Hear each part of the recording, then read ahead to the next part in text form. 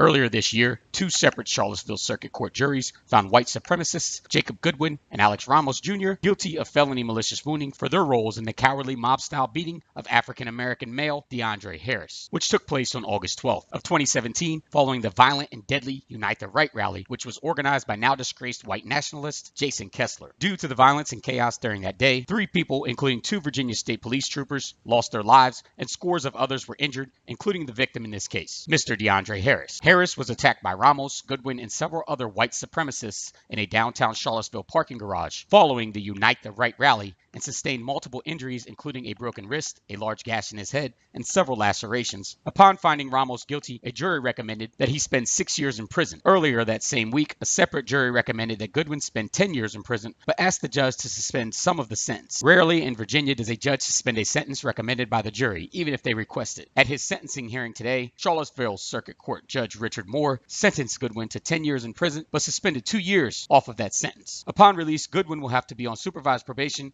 and required to be on 20 years of good behavior. And then in a separate sentencing hearing today, Make America Great Again hat-wearing Alex Ramos Jr. was sentenced to the jury's recommended 6-year sentence. Upon release, Ramos will be required to serve 3 years of post-release supervision. Despite having this guy in office, very fine people on both sides.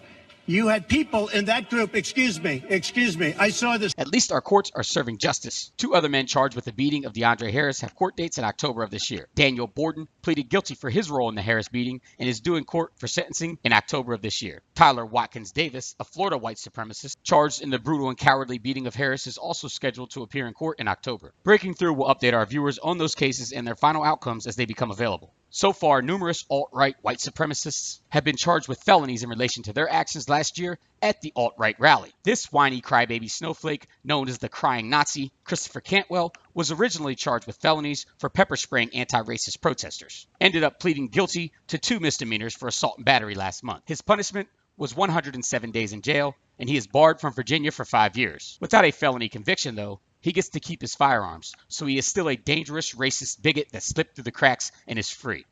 And, and there's a knife. Well, I actually have another AK in that bag over there.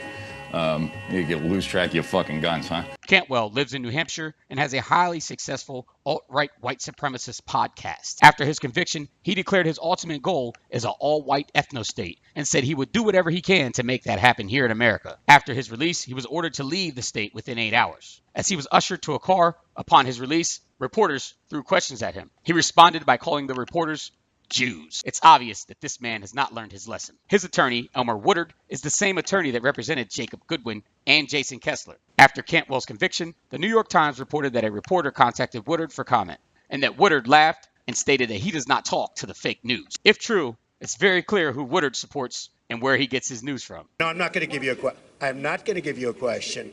You are fake news. Hey, Woodard. How's Q doing? But while Cantwell slipped through the cracks and can continue his hate-driven racist agenda while armed with weapons of death, former KKK Imperial Wizard Richard Preston, who fired a gun into a crowd of anti-racist protesters during the rally,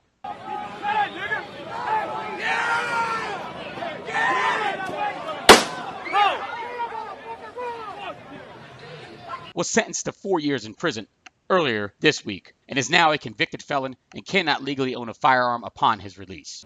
Very fine people on both sides.